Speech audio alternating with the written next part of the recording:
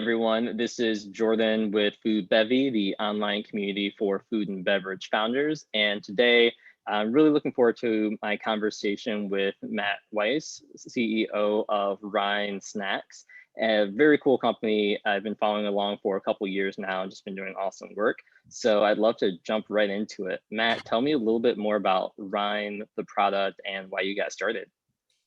Awesome. Thank you, Jordan, for having me. It's great to rise and rind with you this morning. Um, the key foundation of our business is all about what we call the power in the peel. So the greatest concentration of fiber, vitamins, and antioxidants reside in the one part of the fruit that's most commonly discarded, which is the rind. And we are taking what is more of an afterthought to lots of other snack manufacturers and elevating it to, the centerpiece of our business. And the reason why is it puts rind at the intersection of function and sustainability by keeping the peel on and keeping our ingredient simplicity and clean label to just one ingredient and using the whole fruit. We're able to maximize the nutritional value while minimizing food waste. And to us, that is the future of our industry and is the right thing to do for your body and for the planet. I love that. So I know you got started about 3 years ago now, and the first couple years you were running this kind of part-time. Tell me about, why you made that decision and your jump into the business full-time. Yeah, it's, I think a classic story you're hearing more and more of that probably was accelerated through COVID is this idea of the side hustle and the ability and flexibility to, you know, take on through emerging channels some big incumbents through a better value proposition and a closer, more direct connection to the customer. And it doesn't all have to take place on shelf in a 100,000 square foot grocery store.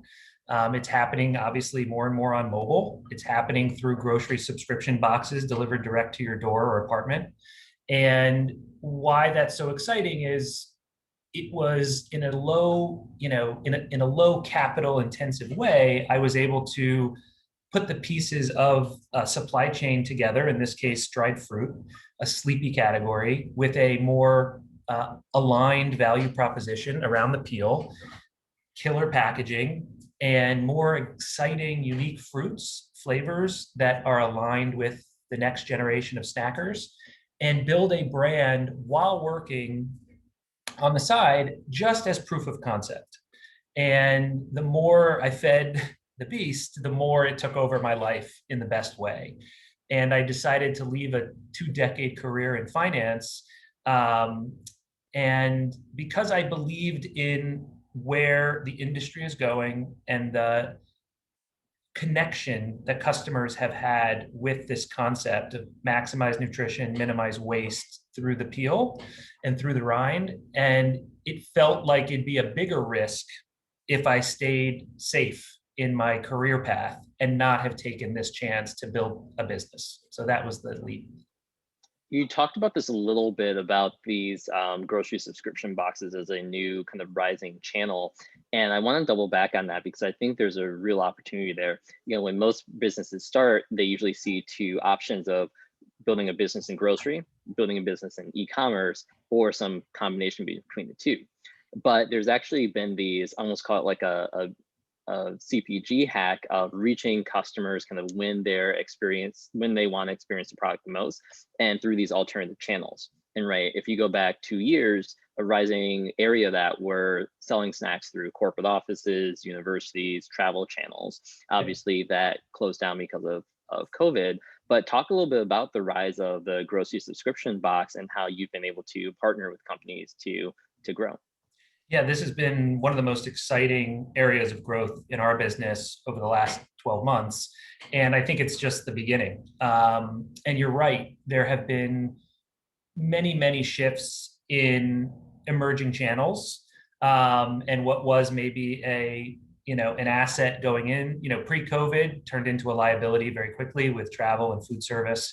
And what thankfully, we launched effectively in 2020, given I jumped in full time. My brother-in-law joined me as my business partner, and we didn't have any of that legacy exposure or overexposure to those segments of CPG that really got hurt.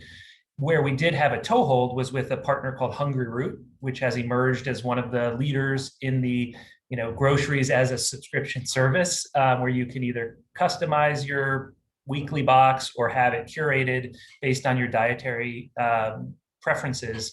And it has been an unbelievable opportunity, given their subscriber growth, given their ease of use of their platform, and given their incorporation of both easy to prepare meals as well as branded pantry items, whether it's Quinn snacks, Rind snacks, Barnana, Purely Elizabeth, et cetera, as well as Beyond Burgers and their world famous chickpea cookie dough. Hungry Root is just such an amazing partner to build our brand alongside someone with several 100,000 subscribers and growing rapidly. I couldn't think of a better channel for us to take some learnings and try new things. And so our growth with Hungry Root has also led to an expansion and a new partnership with Imperfect Foods, which is also a juggernaut in the grocery subscription service, where our mission of fighting food waste is so well aligned. And we love what they're doing as well. So we think these are the new ascendant alternative channels. And we feel that it's such early days in terms of the online penetration of grocery and grocery CPG products, that these will be the big catalysts to help improve that. I absolutely love that. And looking forward to the rest of 2021, where do you see the biggest opportunities and also the biggest obstacle?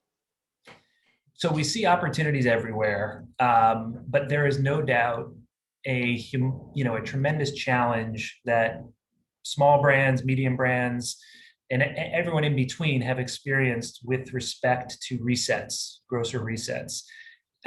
As much as we are enthused by the growing e-com and alt channels we see, where there's greater speed and agility to bring new product to market, grocery remains the lion's share of the retail dollars in the category, and buyers reset cycles have just really elongated. And in COVID, if you weren't selling toilet paper or Purell, they weren't looking at anything new, understandably.